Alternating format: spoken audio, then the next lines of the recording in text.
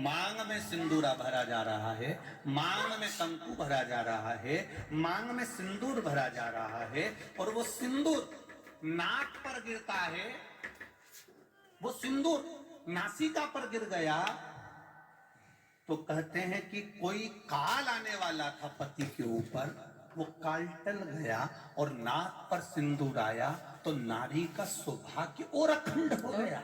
ये शास्त्र कहता है।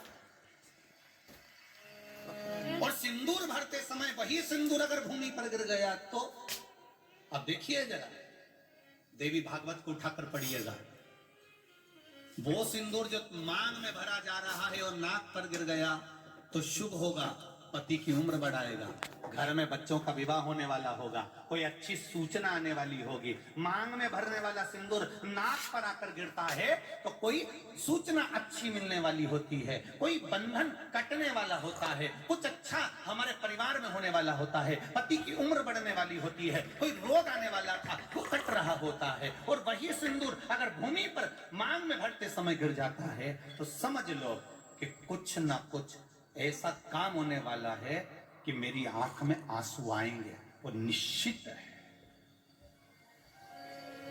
वो निश्चित है। चाहे वो किसी प्रॉपर्टी के चक्कर में हो, परिवार के चक्कर में हो, नातों के चक्कर में हो, पुत्रों के चक्कर में हो, बेटियों के चक्कर में हो, पति के चक्कर में हो, रिश्तेदारों के चक्कर में हो, कुटुंब मायका ससुराल के चक्कर में हो, पर निश्चित है कि नेत्र में जल जरूर आएगा, ये निश्चित था। क्योंकि भूमि पर वो सिंदूर अगर नाक पर गिरा है तो शुभ है, पर वही सिंदूर अगर भूमि पर गिरा है तो वो अशुभ है।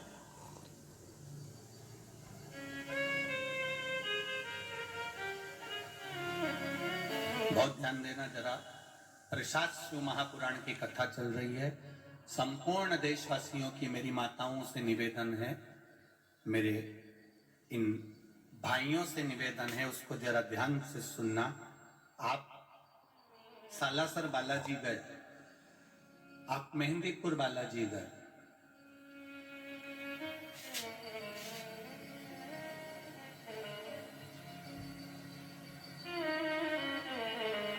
आप पावागढ़ की माता पर गए, आप किसी देवी मंदिर में दर्शन करने के लिए गए,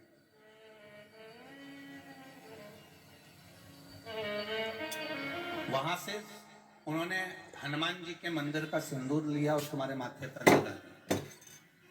समझना जरा कथा को बहुत अच्छे से। उन्होंने हनुमान जी का सिंदूर लिया, तुम्हारे मस्तक पर लगा दिया।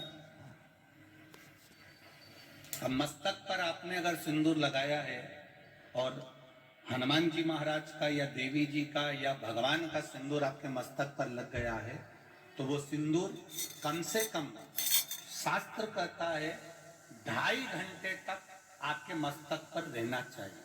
कितने घंटे तक रहना चाहिए? जम के बोलो जरा। 2.5 घंटे तक रहना चाहिए। कारण क्या है? भगवान के चरण का अगर कोई कुंकू या सिंदूर हमारे मस्तक पर लगाया गया है, वो 2.5 घंटे तक रहे, उसके बाद उस सिंदूर को किसी नैपकिन, कपड़ा या अन्य चीज से पोंछ देते हैं।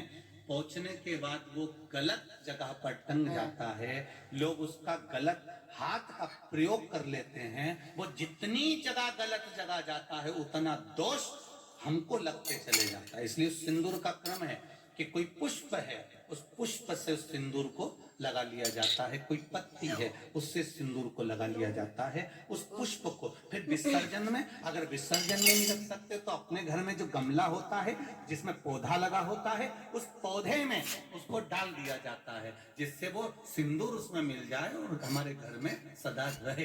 पर हमने कोई टाबिल, होटल में ठहरे तो होटल के टाबिल से पोंछ दिया, कहीं ठहरे थे तो दीवार से पोंछ दिया, कहीं लगा दिया, उसका दोष है, उसका दोष। कितना सुंदर बात कहा गया है। नारी मस्तक पर मांग में सिंदूर भर रही है, नाक पर गिरा शुभ है, जमीन पर गिरा शुभ है, जमीन पर गिरा वो शुभ है, पर मांग का सिंदूर नाक पर आया। इसलिए आज भी बिहार में जो लोग, राजस्थान में, बिहार में, मारवाड़ में इधर उधर अगर आप लोग जाते होंगे तो जब कई बार आपने देखा होगा, आप जाइए जरा कहीं योग लगे तो दादी रानी सती के मंदिर पर जाइए, या आप कहीं झुनझुन जाइए, कहीं आप बिहार साइड उत्तर प्रदेश साइड में जाएंगे तो माताएं जब मांग भरती है, जब वो छठ की पूजन करती है, कोई बड़ी पूजन करती है तो सिंदूर थोड़ा सा नाक पर लगाकर सिर तक लेकर जाती है। चाहे बंगाल साइड में चले जाओ, चाहे आप यूपी में, चाहे बिहार में चले जाओ, नासिका पर सिंदूर का भाव हो जाता है, जमीन पर नहीं। चंचुला देवी जो पात्र लेकर जा रही है जल का, वो जमीन पर गिरता है। चंचुला देवी दूसरा पात्र उठाती है, फिर भगवान के मंदिर में पूजन करने जाती है। आपने उठा लिया, बाल्टी में से पानी भरा, कई लोग शंकर जी के मंदिर में पानी चढ़ाने की जल्दीबाजी होती है तो बाल्टी में से पानी उठाया, पानी भरा, इतने में डालने जा रहे थे तो बाल्टी में वो लोटा जो है, वो जल का पात्र जो है, कई बार हाथ से फिसल कर बाल्टी में गिर जाता है। मतलब समझो उसके पीछे कोई कारण हो सकता है। पूजन की थाली में लगाया हुआ पानी का पात्र, तुमने थाली ली, कपड़ा ढक दिया, लेकर जा रही थी, वो पानी थाली में लुढ़क गया। कारण क्या है? चंचुला देवी बार बार जल भगवान शिव को समर्पित कर रही है, जल चढ़ाने के लिए जाती, 2-4 दिन अच्छे निकलते, फिर वो पानी हाथ का गिर जाता है। चंचुला देवी के मन में तो कोई भाव प्रकट नहीं हुआ। पूजन कर कर कर कर कर कर थक गई चंचुला देवी, पर महादेव प्रकट नहीं हुए। महादेव ने ये नहीं कहा कि मैं तुम्हारे पति के लिए पार्वती जी के साथ में जोड़ा बांधकर बैठ जाता हूं और तुम्हारा जजमान पद मैं ग्रहण करता हूं। ये शंकर भगवान नहीं बोले चंचुला देवी से, एक बार भी नहीं बोला, शब्द ही नहीं बोले। और जब चंचुला देवी बार बार जल चढ़ा रही है, शिव प्रकट नहीं हो रहा है, तब चंचुला देवी के मन में भाव जागृत हुआ तो तुमरुका जी के पास में गई। बाबा तुमरुका जी के चरणों में जाकर निवेदन किया,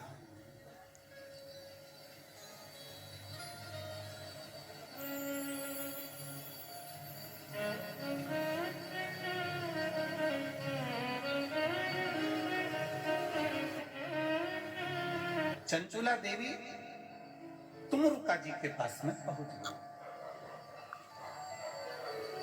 अब तुमरुका जी ने पूछा, चंचुला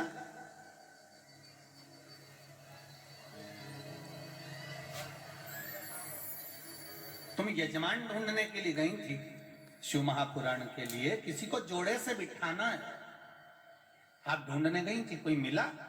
चंचुला देवी कहती है, मैंने पार्वती जी से पूछकर शिव जी की आराधना करी, भगवान शंकर को जल चढ़ाया, शिव जी की पूजन करी, पर शंकर भगवान प्रसन्न ही नहीं होते, प्रकट ही नहीं होते। कारण क्या है? तुमरुका जी ने कहा, तुम्हारे पूजन करने से शंकर प्रसन्न नहीं हो रहे? नहीं हो रहे। कारण क्या है? पता नहीं।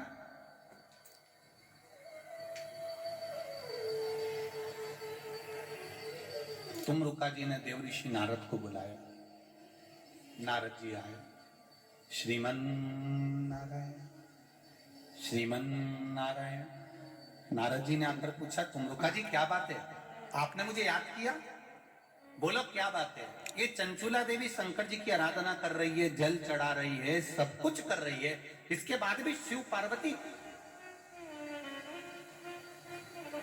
जोड़े से आकर कथा के यजमान क्यों नहीं बनते? कहा, देवऋषि नारद ने कहा कि ये जब जल लेकर जाती है, जल भूमि पर गिर जाता है।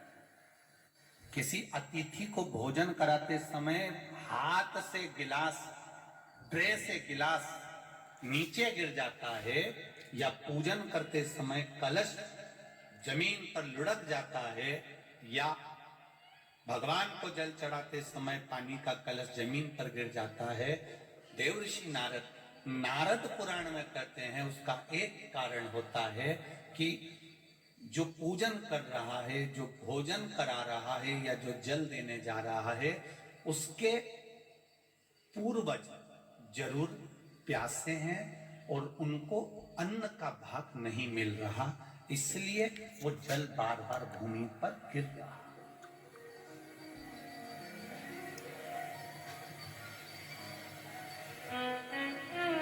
आपके साथ में भी अगर ऐसा होता हो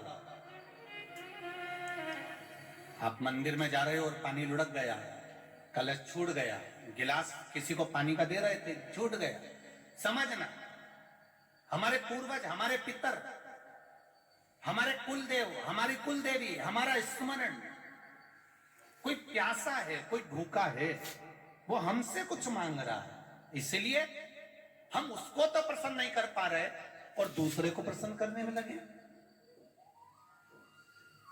हम कई बार कथा में कहते हैं, आज फिर कह रहे हैं, घर में धर्म पत्नी विराज रही है, घर के अंदर धर्म पत्नी रह रही है, तो कभी भी उससे प्रसन्न होकर बात नहीं करता, और ना जाने फोन पर जब भी बात करेगा तो चेहरे पे स्माइल रहती है।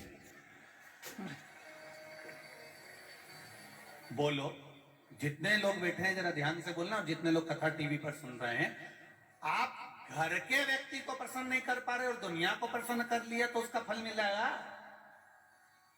पितृ घर के दुखी, देव घर के दुखी, कुलदेव घर के दुखी, और आप दुनिया को जल दे रहे, उसका लाभ क्या? तो कहा इसका कोई कारण तो जरूर है, इसका कोई तत्व तो जरूर है, इसलिए मेरे शायद ये जल जो है प्रसन्न नहीं हो रहा है। इसका कारण क्या हो सकता है? तो कहा इसीलिए प्रसन्न नहीं।